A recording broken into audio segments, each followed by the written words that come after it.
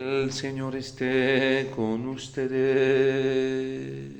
Y con tu espíritu. Lectura del Santo Evangelio según San Lucas. Gloria a ti, Señor. En aquel tiempo, el tetrarca Herodes se enteró de lo que pasaba sobre Jesús y no sabía a qué atenerse, porque unos decían que Juan había resucitado de entre los muertos, otros, en cambio, que había aparecido Elías, y otros que había vuelto a la vida uno de los antiguos profetas. Herodes se decía: a Juan lo mandé a decapitar yo. ¿Quién es este de quien oigo semejantes cosas? Y tenía ganas de verlo. Palabra del Señor. Gloria a ti, Señor Jesús.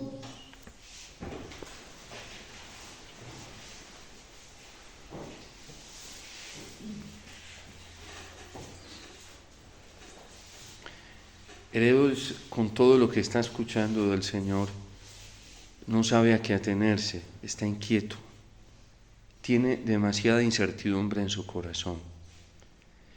¿Y por qué tiene tanta incertidumbre?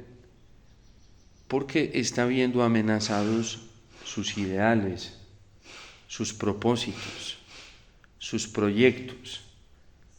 De hecho, tiene deseos de ver a Jesús, pero no porque quiera conocerlo, porque quiera amarlo, porque quiera seguirlo, ni porque quiera configurarse con Él, sino porque ha gastado todo su esfuerzo.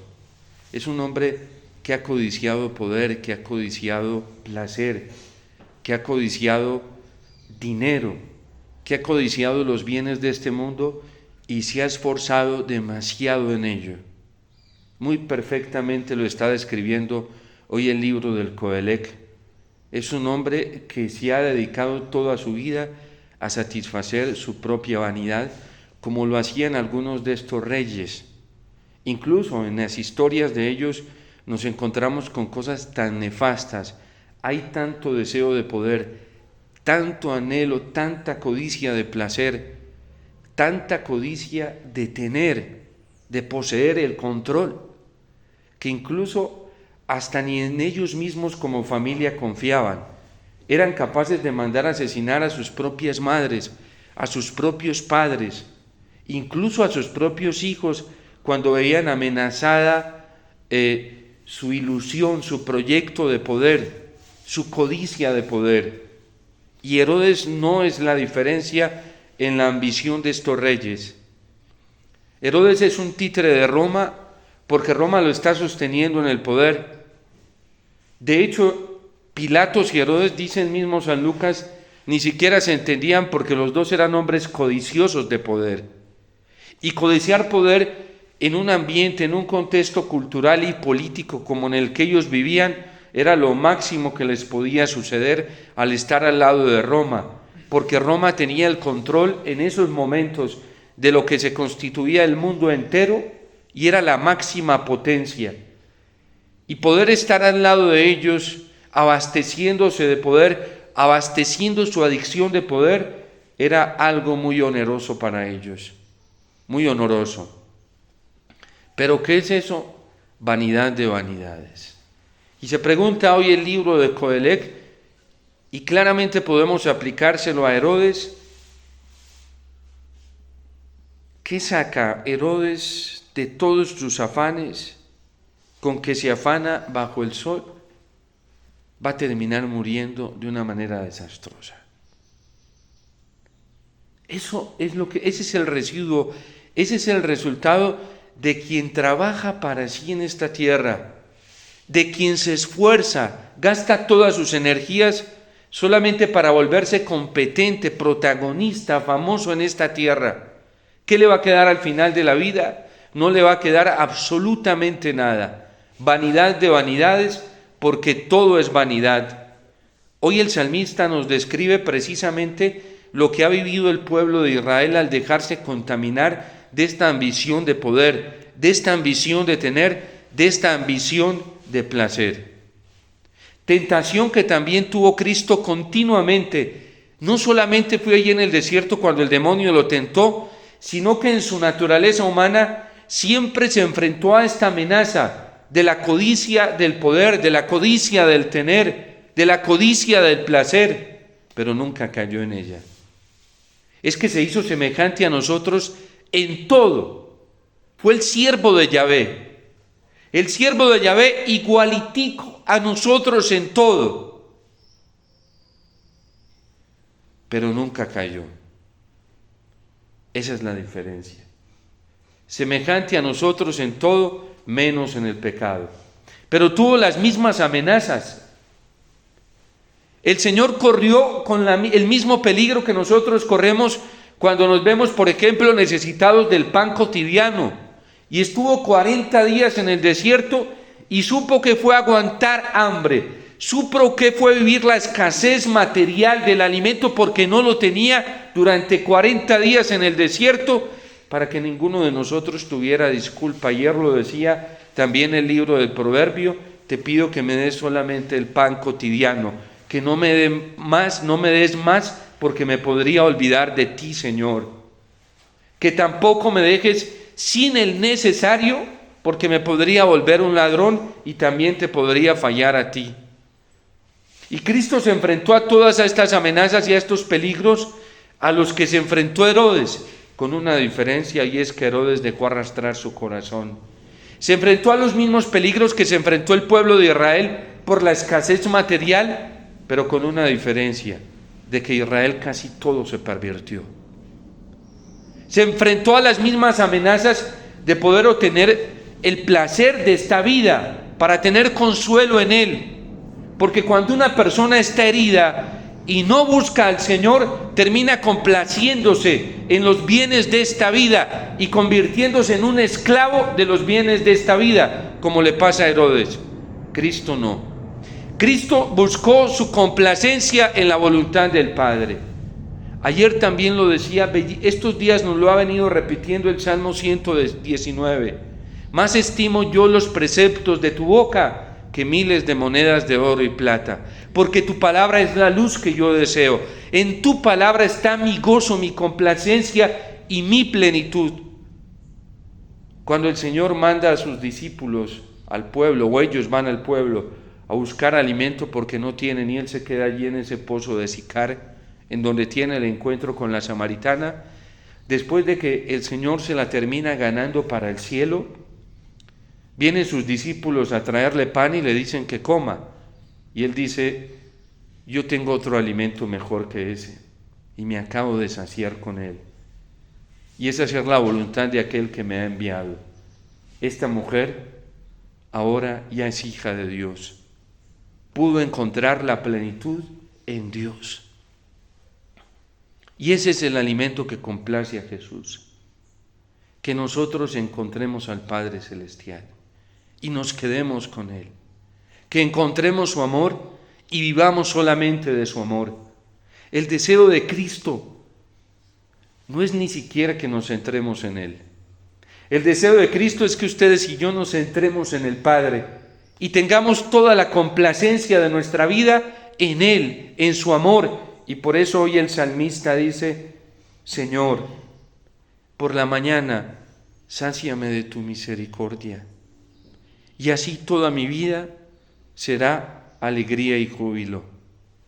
Cuando en nosotros se despierta esa sed auténtica, verdadera en nuestro interior, de buscar el rostro, la misericordia del Padre, entonces ya hemos ganado.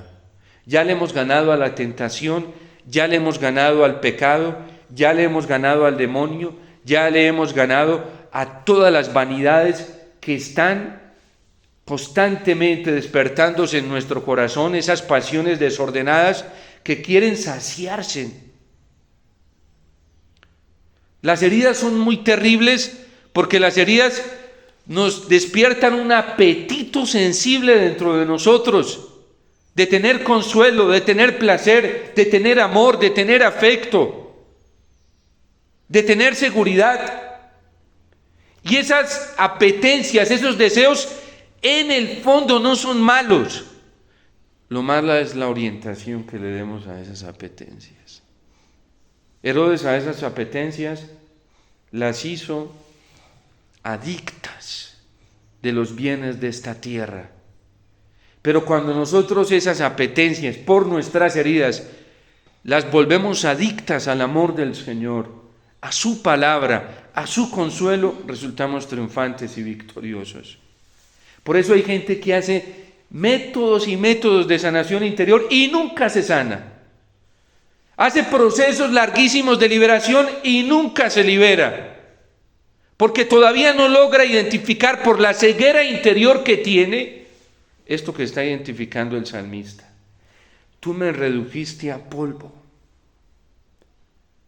Y Dios permite muchas caídas y tropiezos, no las quiere, pero las permite que nos demos bien duro hasta que sintamos el peso de nuestra impotencia y la insaciabilidad que da este mundo y que dan los seres humanos, para que nos demos cuenta que solamente Él nos sacia.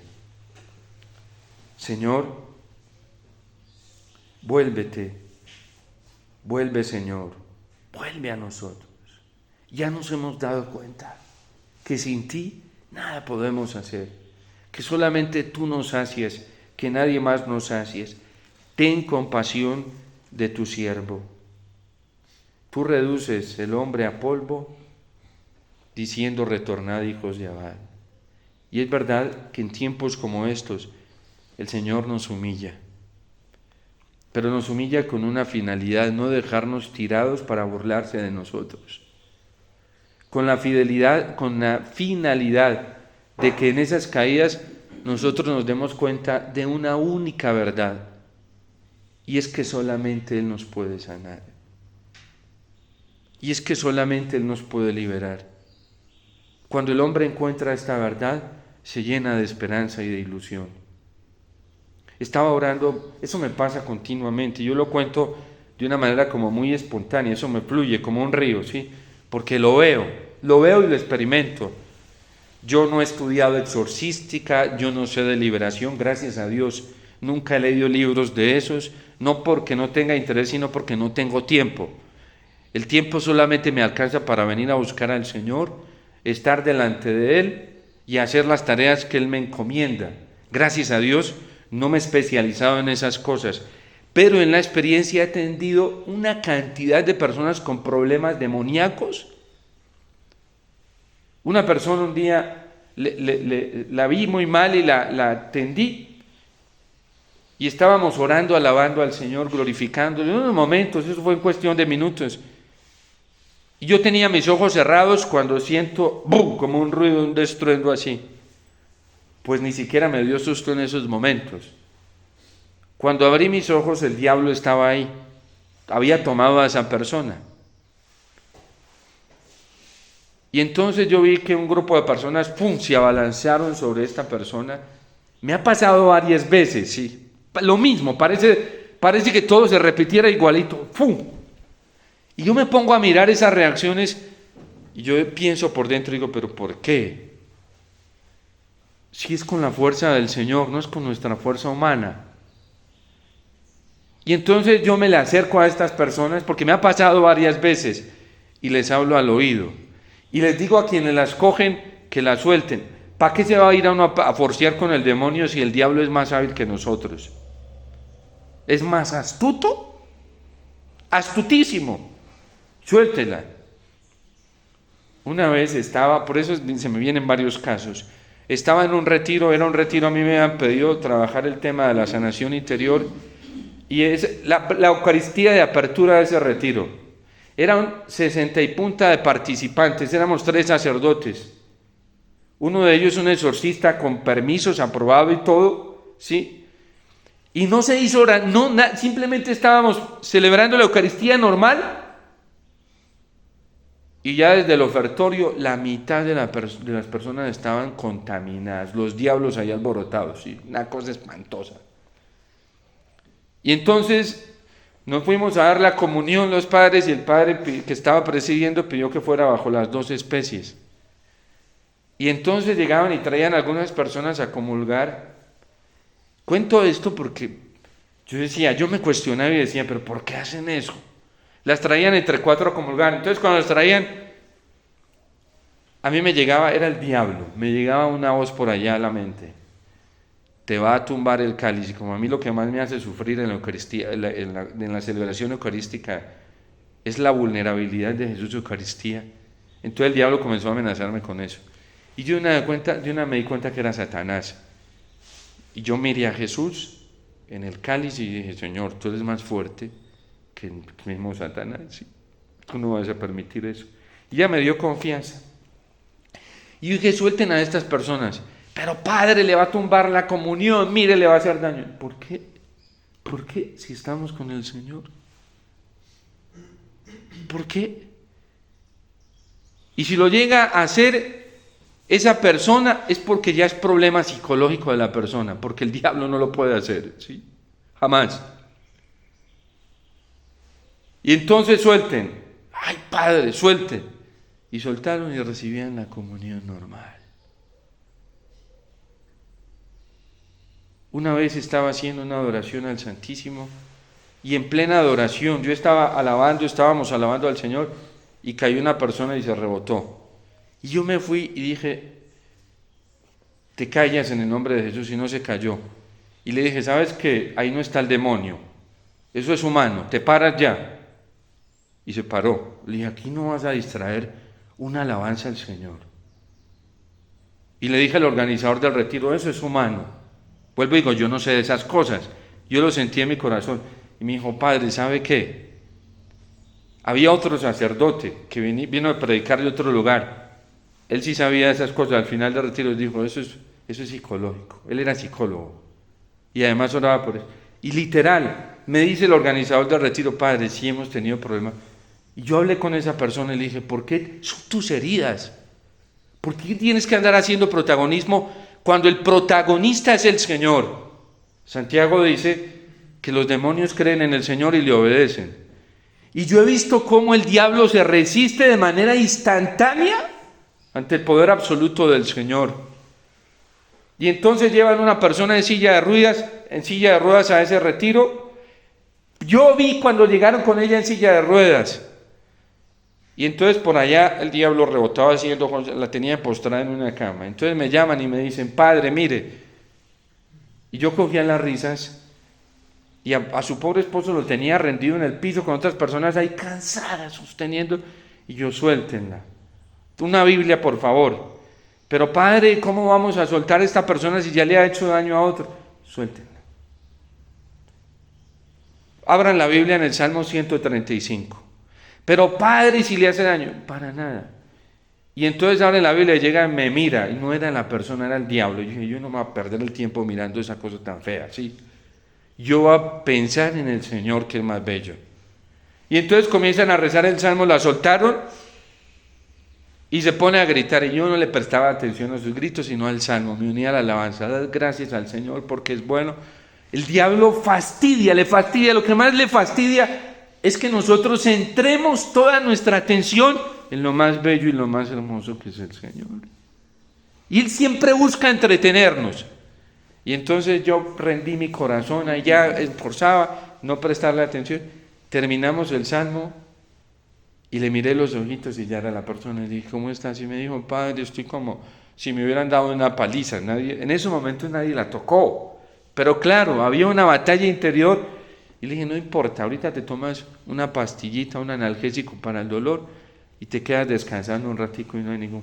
Y su esposo ya estaba bien, se paró, el pobrecito, físicamente estaba. Al otro día llegan a la Eucaristía, a ella la llevaron en silla de ruedas. Al otro día llegan a la Eucaristía y entran los dos cogidos de la mano caminando para comulgar. Yo dije, ¿sí es la misma? Sí, es la misma, sí. Pero me ha pasado varias veces. Traen a otra persona, la cogen y dicen, no, suéltenla. Y yo comienzo a hablarle al oído, mira, ¿quién vive en tu corazón? Yo les pregunto, ¿quién vive en tu corazón? Por ahí el diablo, Préstame atención a mí. ¿Quién vive en tu corazón? Vive Cristo, porque tú eres bautizado o bautizada. No le prestes atención, porque es un juego mental que utiliza el demonio en esos momentos.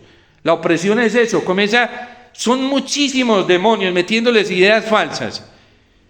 Entonces la palabra del Señor, yo les digo, repite conmigo: Jesús, yo confío en ti. Jesús, y yo comienzo a repetirles eso con mucha paz, hasta que las personas vuelven en sí, en cuestión de minutos. Cuando vuelven en sí, ya el diablo está burlado, ya no tiene nada que hacer. Y les muestro, les digo a las personas que a veces se dan cuenta: miren qué sencillo es para el Señor. Por allá llega el Jesús donde un endemoniado, y Satanás comienza a gritarle: ¿qué tenemos contigo? Y Jesús no se pone ni a preguntarle, ni a lidiar con él, ni a agarrar. Le dice: calla y sal de ese hombre. ¿Y qué hace el diablo? Le va de una, le obedece. El problema es una falta de confianza en el corazón. ¿Y cuándo se va perdiendo la confianza en el Señor? Cuando nos dejamos entretener en las vanidades del mundo. Cuando nos vamos codiciando lo terreno y no codiciamos su amor. En un corazón que constantemente busca el amor del Señor todos los días, desde la mañana, como lo dice, por la mañana sácianos de tu misericordia, y toda nuestra vida será alegría y júbilo. Satanás sabe que ese corazón lo vuelve nada, le tiene pavor. Yo he visto temblar al diablo, lo he visto temblar. Algunas veces me hacía temblar, y yo hasta que aprendí esto, porque el Señor me lo enseñó: tú no tienes por qué temblar ante Él. Que Él tiemble delante de ti, pero tú delante de Él. Entonces nosotros no podemos dejarnos intimidar del diablo, y no podemos dejarnos engañar, porque ¿qué hace Satanás? Lo primero que hace es presentarnos las vanidades de este mundo, porque él sabe que a él jamás ningún ser humano lo va a elegir a él directamente. Él sabe que todo lo tiene que hacer a través del mundo. ¿Cómo intentó seducir a Cristo? Lo llevó a la parte más elevada de la ciudad. Jerusalén fue construida en el pico de un monte alto, y lo lleva allá y lo pone a contemplar todos los reinos del mundo, y le dice: mira, todo esto es mío, si te arrodillas delante de mí, te lo daré. Hay un criterio que enseñan los santos y es evangélico. Ayer lo decía el libro de los Proverbios, lo decimos en el Padre Nuestro todos los días: danos el pan de cada día, no más. Le debemos pedir al Señor solamente lo necesario, porque cuando tenemos más de lo necesario, eso lo hace el demonio, a través de un instrumento que él tiene, que se llama el mundo. Querer más de lo necesario, tener más de lo necesario, es ir camino al rumbo a la vanidad. No me des más de lo que necesito, decía ayer el libro de los Proverbios, porque terminamos cayendo en esa vanidad que alimenta al demonio, la alimenta Satanás, para hacernos distraer del tesoro más grande, del bien más grande, de la perla preciosa más grande, que es el Señor. Y por eso la perversión de Herodes es un pervertido. Y Jesús se los dijo a los apóstoles y a sus discípulos: cuídense de la levadura de los fariseos, que tenían una vanidad intelectual. Esos hombres sabían de teología, tenían los títulos más altos en teología dogmática, teología moral, en teología pastoral, porque ellos tenían eso como criterio: la vida espiritual, la vida moral, la vida pastoral. Eran proselitistas, tenían conocimiento intelectual de la vida espiritual como nadie, eran maestros en eso. ¿Y qué dice San Pablo? Eso es basura. Hoy en la iglesia hay sacerdotes, obispos, con una capacidad intelectual y un conocimiento intelectual, y dan retiros espirituales, son predicadores fascinantes intelectualmente. ¿Para qué le sirve a un cristiano el conocimiento intelectual? Vaya, luche con la tentación, con el conocimiento intelectual, para que vea para qué le sirve. Se lo traga la tentación. A nosotros tener un conocimiento espiritual de la mente, del intelecto, no nos sirve para nada. Eso nos sirve tener un conocimiento del corazón. Ahí es donde trabaja la fe. La fe trabaja adentro en el corazón. Por eso San Pablo dice que si tú crees en tu corazón que Jesús es el Señor y profesas con tus labios que Dios lo resucitó, serás salvo. Con el corazón se cree, con la boca se profesa. Lo intelectual nos sirve, nos engaña. Ve, hay tanta gente dentro de la iglesia vanidosa que se han perdido ya, pobrecitos. Y saben intelectualmente de todos los santos, saben intelectualmente de la mística, saben intelectualmente de Santa Teresa de Jesús, de San Agustín, intelectualmente, pero en su corazón vacíos, no tienen al Señor en su corazón. Es lo que condenó el Papa San Pío X, de esa dictadura del racionalismo que se fue filtrando dentro de la iglesia. Y creen, así hay pastores en la iglesia, así hay sacerdotes, así hay obispos, cardenales, así hay laicos contaminados de esto, y creen que van a solucionar las cosas con el conocimiento intelectual. San Ignacio de Loyola tiene una premisa para los que dirigimos retiros espirituales, y dice, no es el mucho saber, está hablando intelectualmente, no es el mucho saber lo que satisface el alma, sino el gustar internamente las cosas divinas. Porque cuando uno gusta en la mañana la misericordia del Señor, hay alegría y júbilo. Eso sale espontáneamente. Es un gozo en el corazón y todo el mundo puede decirte que estás loco, que estás equivocado. Y como tú tienes ese gozo, pues poco te importa lo que piensen afuera de ti. Te va y te viene, te resbala. Nosotros tenemos que apostarle a eso, a ese conocimiento. Benedicto XVI, en la introducción de la encíclica Dios es amor, dijo que uno no es cristiano por tener un conocimiento intelectual de lo que es la vida cristiana. Lo dice ahí en la introducción. No se comienza a ser cristiano por una idea. De esos la mayoría de los católicos están llenos, de puro conocimiento intelectual. ¿Saben del amor de Dios? Tienen libros. ¿Y saben cómo va a terminar el libro del Coelec? Dice, basta de palabras ya. Basta de palabras. Teme al Señor y guarda sus mandamientos, que eso es lo único que importa. Un conocimiento de adentro, del corazón. Porque hoy en la iglesia, el Papa Francisco lo dijo en su primer documento, que fue la exhortación Evangelii Gaudium, hay demasiada doctrina. Y tanta doctrina, sin vida, sin conocimiento del Señor en el corazón, solamente acrecienta la vanidad. Miren, el fariseísmo que hay en tantos sacerdotes, son meticulosos con la liturgia, pero meticulosos.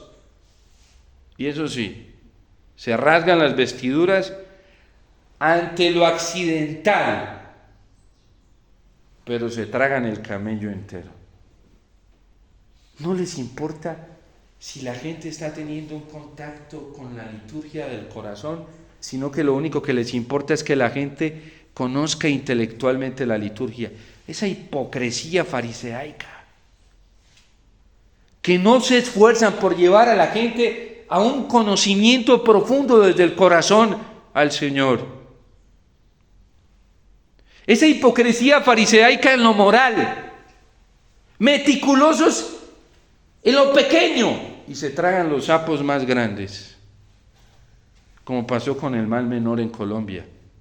Laicos así, laicos, dirigentes de movimientos laicales, meticulosos, pero meticulosos en la observancia legal, fariseica, hipócrita.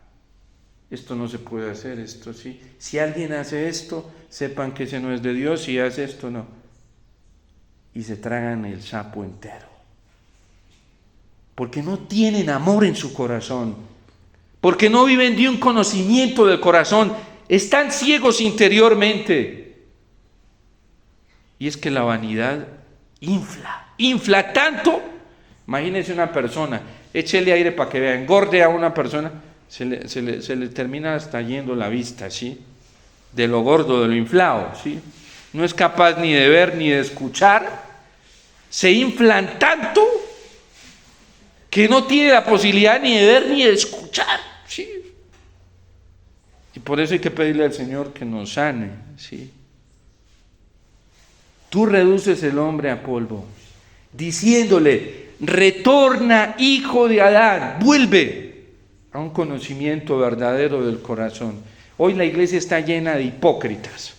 Y está llena, yo le tengo más miedo a los hipócritas que a esos progresistas que abiertamente se lanzan. Por lo menos ya sabemos. Yo le tengo más miedo a un obispo que tiene interiormente cree una cosa y exteriormente hace pensar otra. Yo le tengo pavor porque eso es pura hipocresía al que abiertamente, por ejemplo, lo que pasó en el sínodo alemán, es un error, pero abiertamente lo están haciendo, nos hacen un favor, gracias.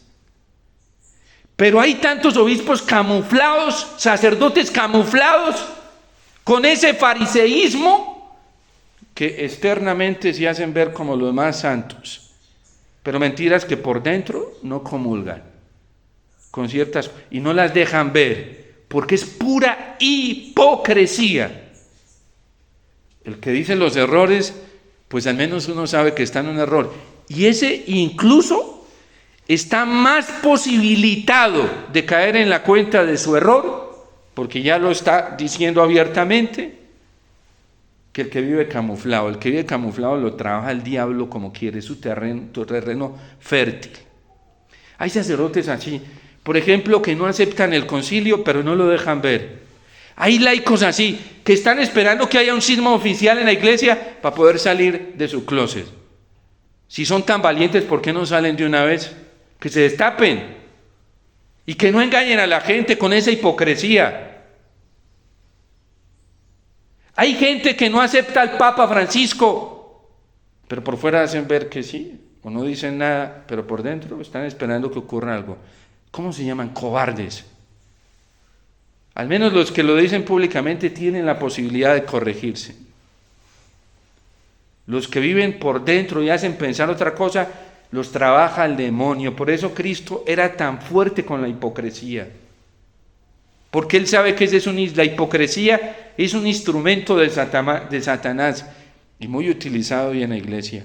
Nosotros tenemos que ser, tenemos que tener tanta libertad de ser, que si por decir lo que decimos estamos en un error, diciéndolo abiertamente, más fácil nos damos cuenta que estamos en un error. Y eso es una bendición, porque cualquiera de nosotros puede cometer un error. El problema es tener camuflado el error por dentro y no dejarlo ver, porque ¿quién nos ayuda? ¿Quién nos ayuda? Por eso hay que pedirle al Espíritu Santo que saque todo a la luz. Porque quien vive así vive una vida doble. Externamente de una manera, internamente de otra. Hay obispos y sacerdotes, teólogos, que no ven la hora en que la iglesia se relaje en el ámbito de la moral sexual, que permita ciertas cosas, pero no se atreven a decirlo públicamente. Al menos estos de Alemania lo hicieron público, que no está bien, pero lo hicieron. Estos tienen la posibilidad de corregirse más rápidamente, pero hay unos que internamente están convencidos, pero no se dejan ver. Qué miedo con gente así. Qué miedo. Eso da pavor. Por eso decía el Papa Benedicto XVI que todo este lenguaje del anticristo, esta forma intelectual del anticristo, es apenas natural que produzca cierto pavor. Uno a la gente que es así, por ahí dicen que es mejor atajar locos que empujar bobos, ¿sí? Y es mejor enfrentarse a gente que es abierta que a que andar a toda hora con gente camuflada. Válgame Dios, eso es pavoroso, ¿sí? Entonces pidámosle al Señor la gracia de no dejarnos untar de esa levadura herodiana y, como el salmista hoy, de centrarnos solamente en el Señor. Por la mañana sácianos de tu misericordia y toda nuestra vida será alegría y júbilo. ¿Saben qué es lo más hermoso para nosotros los católicos? Lo más grande, que la Iglesia nos sigue entregando al gran tesoro que es Cristo Eucaristía. Y nosotros no nos debemos distraer en qué hacen allá, qué no hacen. Tenemos el tesoro más grande. Una vez yo estaba en una lucha muy grande con todo esto que se escuchaba del Papa, una lucha interna que tenía, y me pegué de Jesús y yo, Jesús, muéstrame. Porque es que aquí dicen una cosa, aquí otra, y ya tengo la cabeza como atolondrada, ¿sí? Y me pegué de Jesús Eucaristía, y una vez le escuché esto en mi corazón: no te distraigas, eso no te toca a ti. A ti lo único que te toca es buscarme a mí, céntrate en mí. Yo, bueno Señor, ya. San Pablo lo trae en la carta a los Filipenses. Todo eso es basura. En eso tan extraordinario que es conocer a Cristo, mi Señor, por Él deseo perderlo todo. Y a veces el diablo nos entretiene en cosas que no nos competen a nosotros. La situación con el Papa o con la Iglesia, ¿a quién le corresponde? Al Señor, eso es tarea de Él. Esa es mi tarea, y me lo tuvo que decir así enfáticamente: no te metas. Esa es mi tarea, no tuya, ¿sí? Y a veces nosotros, a San Francisco no lo tuvo que coger lo mismo el Señor. Estaba en una crisis porque su comunidad se estaba pervirtiendo y le dice, se le mostró el Señor: Francisco, tú no eres pobre. Y se asustó, y yo he renunciado a todo. Esta obra es mía, no tuya. Tú no deberías estar así por ella. Y eso manifiesta que no eres un verdadero pobre. Entrégame esta obra que es mía. Y le dice, mira, si solamente hay 3 frailes fieles, yo con 3 salvo toda esta obra porque yo soy Dios. Si no hay 3, yo voy y me los busco en el mundo, pues porque yo soy Dios y yo los conozco. Y si no los encuentro en el mundo, pues yo los creo, porque yo soy Dios. Y ahí empezó San Francisco a caminar en una libertad. Digo, pues sí, yo no me voy a preocupar. Busquen el reino de Dios y su justicia, que todas las demás cosas se darán por añadidura. A nosotros solamente nos toca buscar por la mañana, saciarnos con el Señor, y toda nuestra alegría, toda nuestra vida será alegría y júbilo. ¿De qué nos tenemos que preocupar nosotros? De nada más que estar con el Señor. Y ya si Él nos necesita para alguna tarea, pues nos dice, te necesito allí, ve. Y ya uno va tranquilo, donde Él lo mande. ¿Para qué se va a meter uno donde Él no lo manda? ¿Sí? Entonces, la vida con el Señor es muy sencilla. Pidámosle a la Virgen que nos dé esa gracia de centrarnos en lo fundamental, en lo más importante, de poner las apetencias de nuestro corazón, los deseos de nuestro corazón, solamente en buscar al Señor, su amor, su compasión, su misericordia, y así nuestra vida será alegría y júbilo. Y Dios se encargará de hacer todo lo demás porque Él es Dios. Dios te salve María, llena eres de gracia, el Señor es contigo. Bendita tú eres entre todas las mujeres, y bendito es el fruto de tu vientre, Jesús.